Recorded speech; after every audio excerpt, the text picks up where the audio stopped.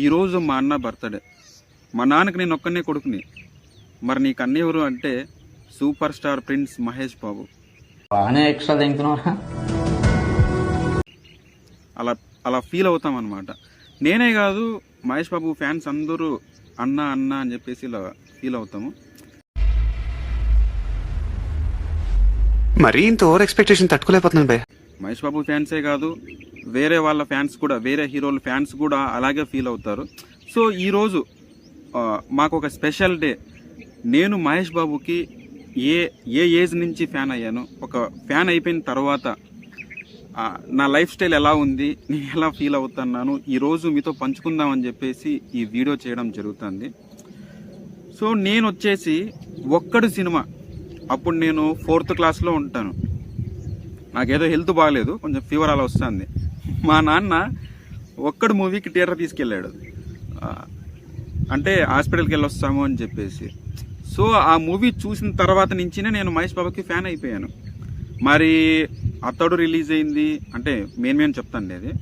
అతడు, పోకిరి ఇలా హిట్ అయిన మూవీస్ ఏవైతే మంచిగా క్రేజ్ వచ్చిందో మహేష్ బాబుకి, అలాంటి మూవీస్కి నేను వెళ్ళలేదు. ఎందుకంటే అప్పుడు నేను పిల్లబచ్చాగాన్ని. అంటే పోకిరికి వెళ్ళినా, మళ్ళీ పోకిరికి రిలీజ్కి వెళ్ళలేదు. రిలీజ్ అయిన ఒక 1 వీక్ తర్వాత వెళ్ళాను. మా నాన్నే పంపించాను నన్ను. అంటే అప్పుడు నేను 9th క్లాస్లో ఉంటాను. పోకిరి రిలీజ్ అయినప్పుడు పోకిరి మూవీకి వెళ్ళాను. మరి ఎప్పటి నుంచి అంటే మనకు ఒక ఎంగేజ్ అంటూ మనం కూడా మూవీస్కి వెళ్ళచ్చు, ఇంట్లో ఏదో చెప్పేసి లేదంటే టౌన్లోకి వెళ్ళి కాలేజ్ డేస్లో అని అంటే, నేను వచ్చేసి కలేజా మూవీ నుంచి థియేటర్కి వెళ్ళడం స్టార్ట్ చేశాను. అంటే ప్రతి రిలీజ్కి వెళ్ళేవాడిని. మహేష్ బాబు సినిమా రిలీజ్ అయిందంటే అది నేను పెనగొండలోనే, మాకు దగ్గరగా ఒక టౌన్ ఉంది కదా, పెనగొండలోనే రిలీజ్కి కంపల్సరీ అక్కడ చూడాల్సిందే. అప్పుడు ఇంకా కొన్ని విచిత్రమైన సంప్రదాయాలు ఉండేవి మాకి. మహేష్ బాబు మూవీ రిలీజ్ ఏదైనప్పటికీ కూడా అక్కడికి వెళ్ళి అదేంటంటారు, టెంకాయ కొట్టడము, లేదంటే పూలమాల వేయడము, అంటే రకరకాలుగా సెలబ్రేట్ చేస్తారు. మాకంటూ అంటే మేము పిల్లబచ్చాలం కాబట్టి మా దగ్గర అంత డబ్బులు ఉండవు. ఉన్న వాటిలో మేము సంతోషంగా ఆ రోజు ఒక పండగ రోజులాగా ఫీల్ అవుతాం. నేను ఒక్కనే కాదు, నాతో పాటు ఒక 5 మంది ఉండ్రి మా ఫ్రెండ్స్. ఆ టైంలో మేము ఎక్కడ బెంగళూరులో జాబ్ చేస్తున్నా లేదంటే వేరే చోటు ఉన్నా మూవీ రిలీజ్కి కంపల్సరీ పెనగొండలోనే వచ్చి చూడాలన్నమాట. అంటే ఎక్కడికి వెళ్ళినా కూడా అన్న మూవీనే చూడొచ్చు, కానీ మాకు అది ఏంటో సెంటిమెంట్, పెనగొండకు వచ్చి కంపల్సరీ చూడాల్సిందే, అంతా కలిసి చూడాల్సిందే, అలా ఉండేది అప్పుడు. సో ఒక అనుభవం చెప్తాను మీకు. ఆగడు సినిమా రిలీజ్ అయింది. ఆగడు సినిమాకి నేను ఏదో డిగ్రీ అయిపోయిన తర్వాత ఒక చిన్న జాబ్ చేస్తున్నా. అప్పుడు ఏంటంటే బెంగళూరులో మోర్లోను, తర్వాత కేఎఫ్సిలో పార్ట్ టైం జాబ్. అంటే అక్కడ ఒక 4 గంటలు, ఇక్కడ 4 గంటలు ఇలా జాబ్ చేస్తూ ఉండేవాడిని. ఆగడు సినిమా రిలీజ్ అయింది. ఆగడు సినిమా రిలీజ్ అయిన తర్వాత పెనగొండకు రావడానికి లీవ్ ఇవ్వట్లేదు వాళ్ళు. ఎలారా నాయన, వీళ్ళు చూసే ఫోన్ చేస్తున్నారు, నువ్వు వస్తావా రావా ఏంటి నువ్వు అని చెప్పేసి నాకే బెంగ చుట్టుకుంది. సో ఎలాగైనా రావాలా అని చెప్పేసి నేను బయలుదేరి వచ్చేసినాను. వాళ్ళు చెప్పబెట్టుకుని వచ్చేసినాను. వాడు ఫోన్ చేసి ఏంటి నువ్వు ఎలా వెళ్తావు, ఇట్లా వెళ్తావు అని చెప్పేసి వాడు కొంచెం ఎక్స్ట్రా మాట్లాడినాడు. నేను అరే ఈ జాబ్ కూడా నాకు అవసరం లేదురా అని చెప్పేసి ఆ జాబ్ కూడా వెళ్ళలేదన్నమాట. దాని తర్వాత మళ్ళీ ఒక 1 year 2 years తర్వాత ఏదో ట్రయల్ చేసి తర్వాత ఇప్పుడు 16 నుంచి ఇలా కంటిన్యూ అయ్యాను. సో ఆ మూవీ పెద్దగా ఆడలేదు ఆగడు. అయినప్పటికీ మాకు మహేష్ బాబు అన్న సినిమా చూస్తే ఎలాంటి ఫీవర్ ఉన్నా, మాకు ఎలాంటి జ్వరము ఇట్లాంటిది ఏదైనా ఉన్న భయాలున్నా తొలగిపోతాయి అన్నమాట. అలా ఫీల్ అవుతాం మేము. సీతమ్మ వాకిట్లో సిరిమల్ల చెట్టుకి మూవీ కొంతమంది నెగిటివ్ టాక్ చెప్పారనమాట. కానీ మేము దాన్ని ఒక 9 సార్లు చూసింటాం. మళ్ళీ ఒక 3 days తర్వాత ఫ్యామిలీస్ ఆడియన్స్ అంతా ఎక్కువగా మూవీకి వెళ్ళి అది హిట్ అయింది. సో ఇదంతా మేము ఎందుకు చెప్తున్నామంటే మహేష్ బాబు అంటే మాకంత పిచ్చి అనమాట. అంటే బిజినెస్ మ్యాన్ మూవీని నేను 13 సార్లు చూసిన థియేటర్లో. నాకంటే ఎక్కువ మంది ఎక్కువ సార్లు చూసింటారు. కానీ ఇక్కడ స్పెషల్ ఏంటంటే ఎవరో చనిపోయారు. నేను మా ఫ్రెండ్ ఇంకోరు వెళ్ళాము. చనిపోయింటే ఆయన కననం లేట్ అవుతుంది అని చెప్తే ఆ టైంలో బిజినెస్ మ్యాన్ మూవీ ఉంటే 14వ థియేటర్కి వెళ్ళాము. సినిమా చూస్తున్నాము. అదేంటంటారు, ఇంటర్వెల్కి రే ఇక్కడ స్టార్ట్ అయింది వచ్చేయండిరా అని చెప్పేసి వచ్చేసినాం అనమాట. అందుకే 13 సార్లు చెప్పాను. 14సారి వెళ్ళి సగం మాత్రమే చూసి వచ్చేసామన్నమాట. ఇలా ఇంకా మేము చెప్పాలంటే అప్పుడు ఎప్పుడైతే నేను కాలేజ్ డేస్లో బిజినెస్ మ్యాన్ ఆ టైంలో దూకుడు మూవీ తర్వాత పోలీస్ అవ్వాలనుకున్నాను నేను. స్పెక్స్ ఉన్నాయి, గుడ్డే అని తెలుసు నాకు, అంటే సైట్ ఉందిలే, మరి అంత గుడ్ ఏం లేదు. అయినప్పటికీ మహేష్ బాబు ఆ మూవీలో పోలీస్ క్యారెక్టర్ ఏంటి, పోక్రీలో కూడా పోలీస్ క్యారెక్టరే, కానీ అప్పుడు నేను నిబ్బా కానీ పిల్లబచ్చా కానీ ఎప్పుడైతే దూకుడు మూవీ రిలీజ్ అయిందో అప్పుడు మనకి కరెక్ట్గా ఏజ్ ఉంది, కరెక్ట్గా చదువు ఉంది, ఎలాగైనా కూడా పోలీస్ అవ్వాలి, పోలీస్ అని చెప్పి డైలాగ్ చెప్పాలి అని చెప్పేసి కానిస్టేబుల్కి అప్లై చేశాను. బక్కగానే ఉండేవాడిని అప్పుడు, అంత ఫిట్గా ఉండేవాడిని కూడా కాదు. కానీ ఆ మూవీ చూసిన తర్వాత నేను ఎప్పుడైతే డిసైడ్ అయ్యానో పోలీస్ అవ్వాలి అని, ఒక 3 months రన్నింగ్ చేయడం స్టార్ట్ చేశాను. అప్పుడు 5km ఉండేది, మా ఊరు నుంచి ఒక 5 కిలోమీటర్లు అర్లీ మార్నింగ్ రన్నింగ్ వెళ్ళే వాళ్ళము, మళ్ళీ వచ్చేవాళ్ళము, హై జంప్ లాంగ్ జంప్ ఇలా ప్రాక్టీస్ చేసేవాళ్ళము. అప్పుడు ఎలా ఉండేదంటే ఇప్పుడైతే ఫస్ట్ ప్రిలిమ్స్ ఉంటుంది, ఎగ్జామ్ ఉంటుంది, తర్వాత ఈవెంట్స్, తర్వాత మెయిన్స్. అప్పుడు అలా కాదనమాట. అప్పుడు 5km ఉండేది, 5km తర్వాత ఈవెంట్స్ తర్వాత మెయిన్స్, ఇలా ఉండేది 2012లో. నేను వచ్చేసి 5km సెలెక్ట్ అయిపోయాను. ఈవెంట్స్కి వెళ్తే దరిద్రుడు నువ్వు హైట్ లేవరా అని చెప్పేసి హైట్లో తీసి పారేసినాడు. నేను గనక హైట్ ఉండింటే ఆ రోజు వాడు గనక నువ్వు ఓకే క్వాలిఫై, హైట్లో నువ్వు ఓకే క్వాలిఫై అని చెప్పింటే ఇక ఏది కూడా ఆపేవాడిని కాదు. హై జంప్ కానీ లాంగ్ జంప్ కానీ ఎగ్జామ్ కానీ ఏది కూడా ఆగేది కాదు, కంపల్సరీ సెలెక్ట్ అయిపోయాను. ఎందుకంటే ఆ ఫీవర్ అలా ఉండేదన్నమాట నాకు. మా దూకుడు సినిమా చూసిన తర్వాత మైండ్లో అలా తిరుగుతూ ఉండేది, అలా అవ్వాలనుకున్నాం.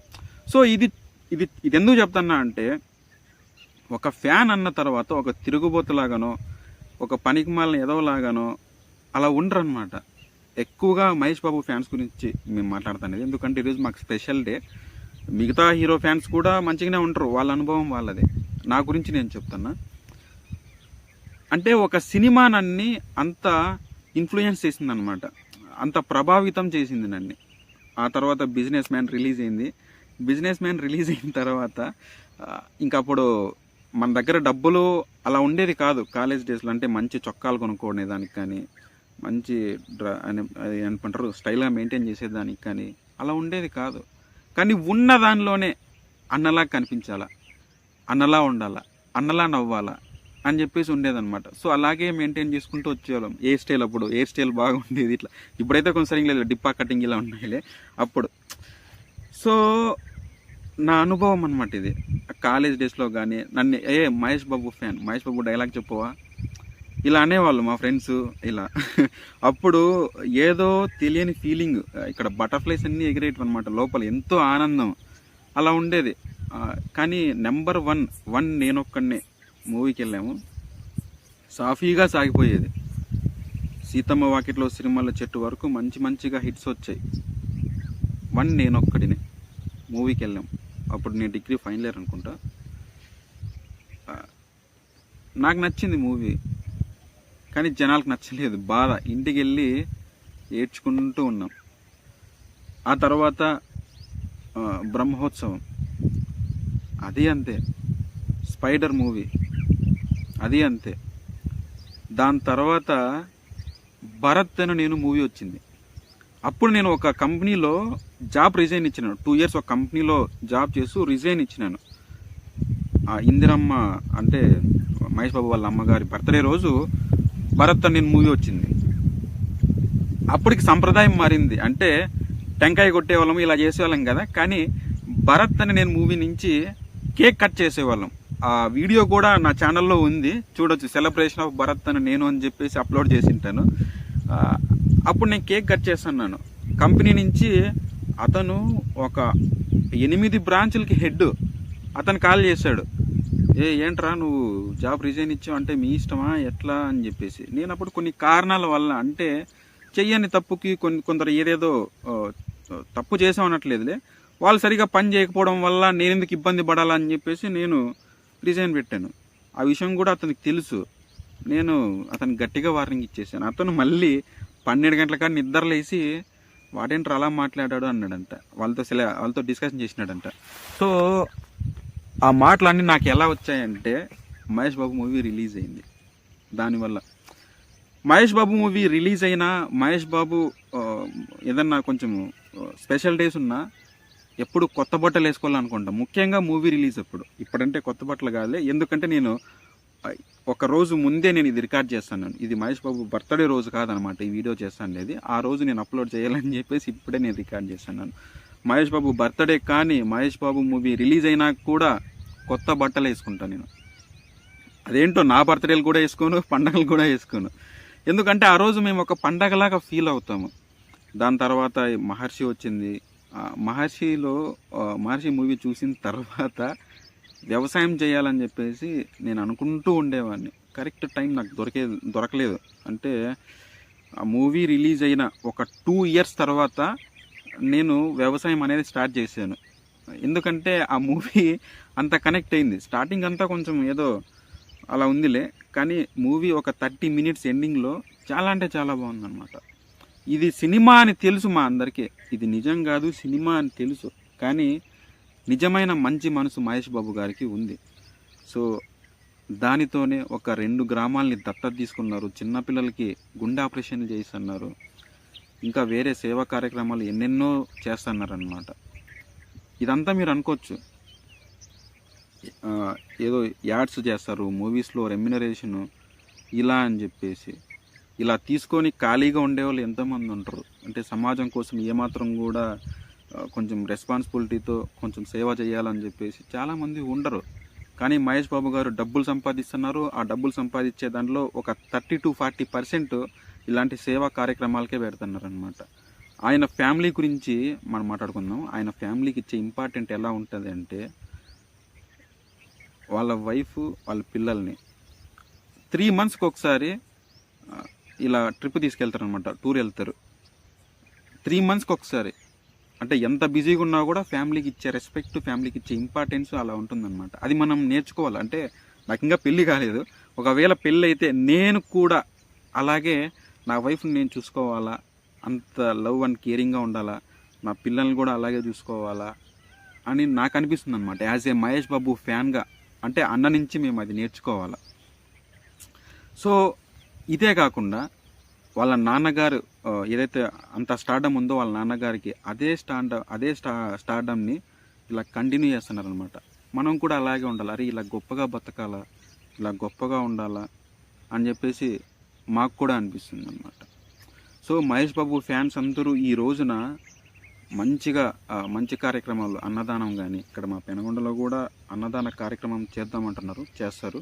అంటే నేను ఈ వీడియోని 9వ తేదీ చేయట్లేదు, దానికంటే ముందు రోజు చేస్తాను. ఎందుకంటే ఆ రోజు కొంచెం చాలా బిజీగా ఉంటాను అని చెప్పేసి. సో ఇదంతా నేను ఎందుకు చెప్తున్నాము అని అంటే ఇదంతా మీకు సుత్తిలా అనిపించవచ్చు, లేదంటే ఇంకేదన్నా అనిపించవచ్చు. ప్రతి మూవీ రిలీజ్కి అక్కడికి వెళ్ళి కొత్త బట్టలు వేసుకొని కేక్ కట్ చేయడము, సెలబ్రేట్ చేయడము, ఈ ఆనందం అంతా కొందరికి రకరకాల ఆనందాలు ఉంటాయి, రకరకాల ఇష్టాలు ఉంటాయి. మాకు మాత్రం ఇదే ఇష్టం అనమాట. మహేష్ బాబు అన్న ఎలా నవ్వితే అలా నవ్వాలి, మేము అలా నవ్వకపోవచ్చులే, కొంచెం అలా ఉంటుంది.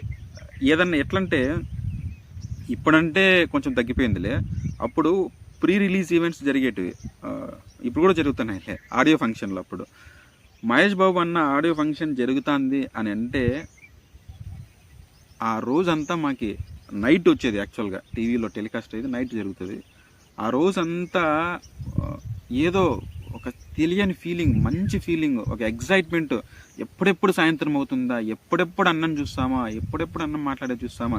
కానీ అన్నం మాట్లాడేదేమో 4 నిమిషాలు 5 నిమిషాలు, అంతకుమించి ఎక్కువేం మాట్లాడు. కానీ అక్కడ కూర్చొని ఉంటాడు చూడు, వేరే ఇంటర్వ్యూలు ఇచ్చినా కూడా దాన్ని చూస్తూ ఉంటే ఎంతెంతో సంతోషం అనమాట. ఇప్పుడైతే కొంచెం తగ్గింటుంది, ఇప్పుడు కూడా కొందరికి ఉండొచ్చు. సో అలా ఉంటుంది అనమాట. మహేష్ బాబు యాడ్ ముఖ్యంగా థమ్స్అప్.